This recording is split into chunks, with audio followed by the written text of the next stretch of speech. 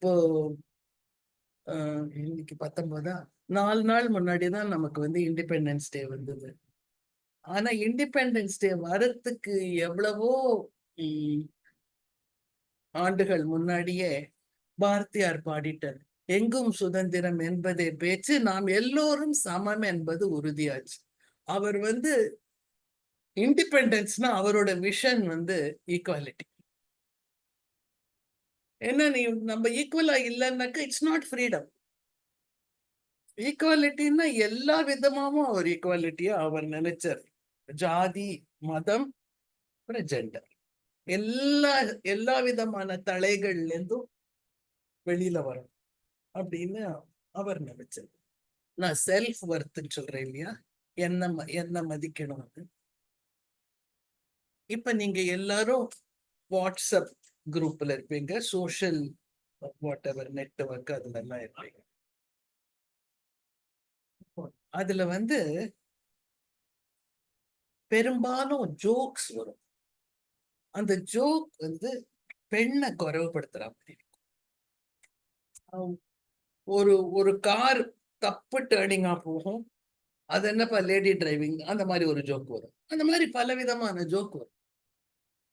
நான் வந்து என்னுடைய ஃப்ரெண்ட்ஸ் அவங்க விமென், அவங்க கிட்ட சொல்லுவேன், இதை நீங்க சொல்லக்கூடாது அப்படின்னாக்க, ஜோக்கு தானே பிரபான, ஜோக் இல்ல. நம்ம தவறி கூட நம்ம குரூப்ல மென் இருந்தா அவங்க கிட்டயும் சொல்லணும். அது ஏன்னாக்கா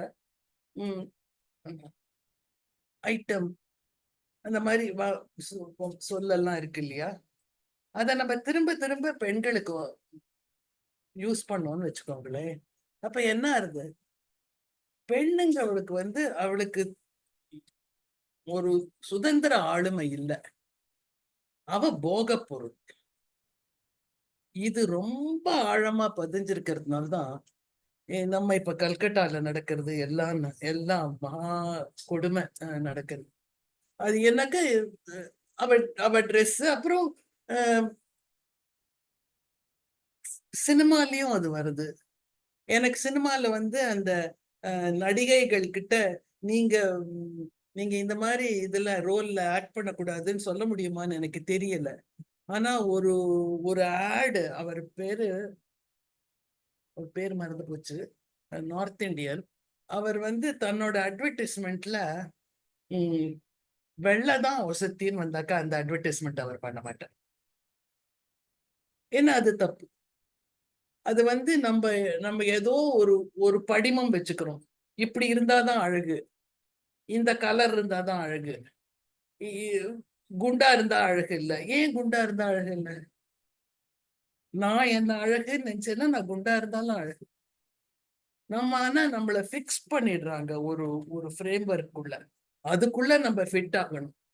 அப்போ அந்த மாதிரி பண்ணும்போது நமக்கே டவுட் வந்து, am I do I deserve respect, do I deserve dignity?